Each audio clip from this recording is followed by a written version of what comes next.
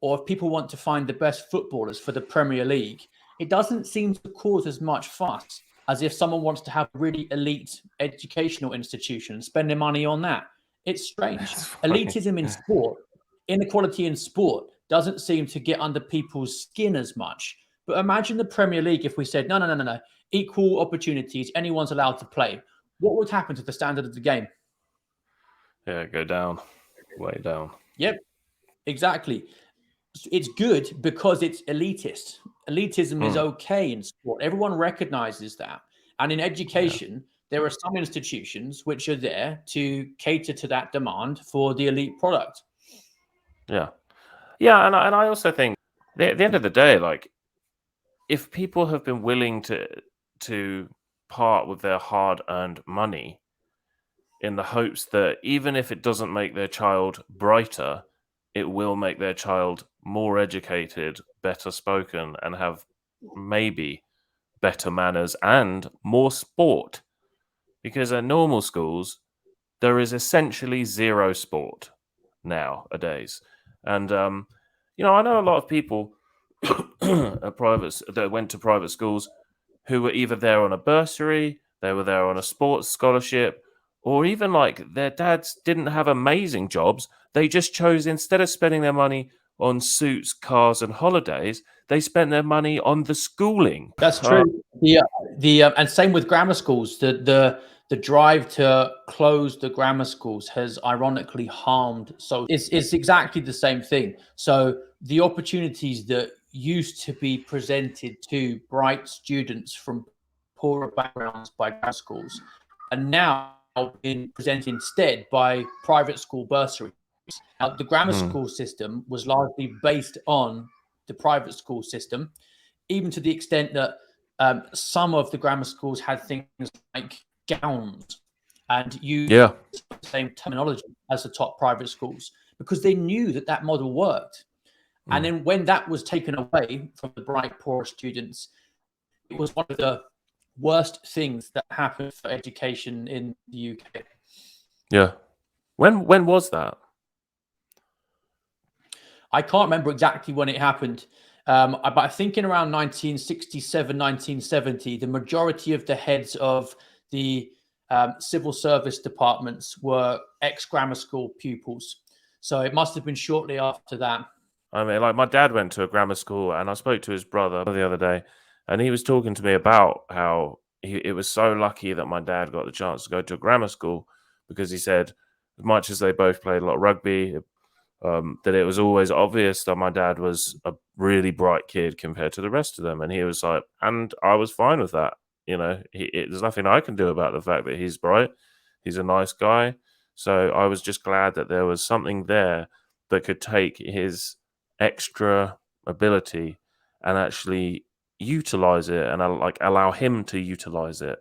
And I feel like we're falling into the trap nowadays of just saying, well, if you have a special power, and I'm sorry to make this about race, but it just kind of is.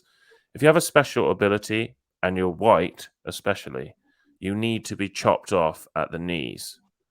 But if you're not white, then that's okay, because you deserve it. But I don't know. Well, in a healthy society, everyone's talents and potentials are going to be nourished and fulfilled, and then make the most of them so that it benefits everyone. Even if all it is some guy who ends up making a fortune as an investment banker, then fine, he's going to pay lots of tax. See it that way. I don't know, man. I just think there's so much, like you said earlier on, there's just so much hate in people at the moment. There's so much hate and sort of just ingratitude, if that's a word. Like you would think you'd think people born in Britain would be amazingly grateful. James Lindsay. You know about James Lindsay? Yep. You need to. Have you had a chat with him yet? No. I've watched a couple of things he's put out on social media. Seems interesting, but I haven't spoken to him. Okay. Yeah. No. I tweeted him the other day, and somebody that deals with stuff for him, because I think you two would have an amazing talk together. Because obviously, you're more, although you're obviously sort of anti woke, or that you can see that woke is a problem for the West. You're obviously more focused in on, you know, the problem with, well, with boys, with masculinity and education.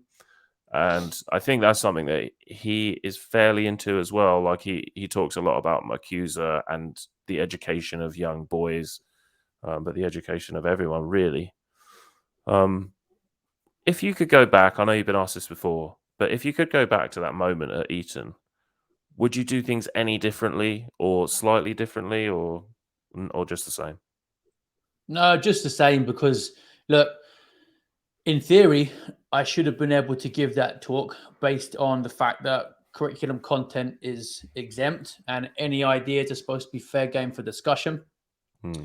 Um, I also asked about having a YouTube channel, discussed that with the headmaster, and said, "Do you want me to put a disclaimer on it?" And he said, "Yeah, put a disclaimer on."